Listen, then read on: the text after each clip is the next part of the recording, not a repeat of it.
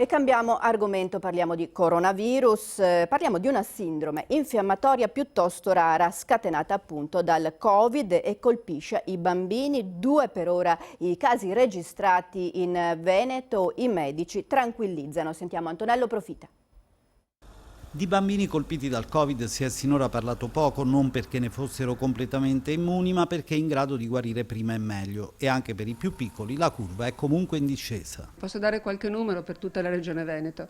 Circa 9.000 bambini a dicembre, nuovi casi infetti, 4.500 invece nel mese di gennaio, quindi assolutamente dimezzati. Gli accessi al pronto soccorso pediatrico confermano questo trend confortante? Nel mese di gennaio abbiamo visto soltanto 15 bambini positivi a fronte di oltre 1 migliaio di bambini che in un mese arrivano in pronto soccorso. E lo stesso abbiamo avuto un netto calo dei ricoveri che nel mese di gennaio si è limitato a 10 bambini.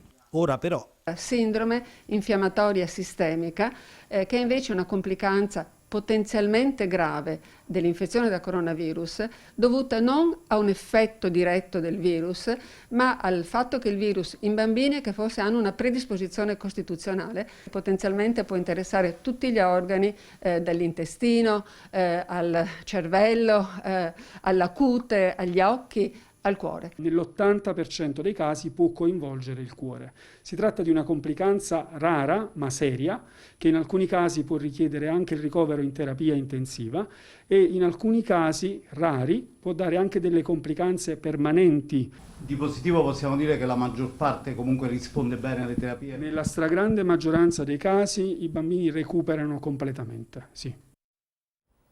E continuiamo a parlare di contagi e sono ancora in calo quelli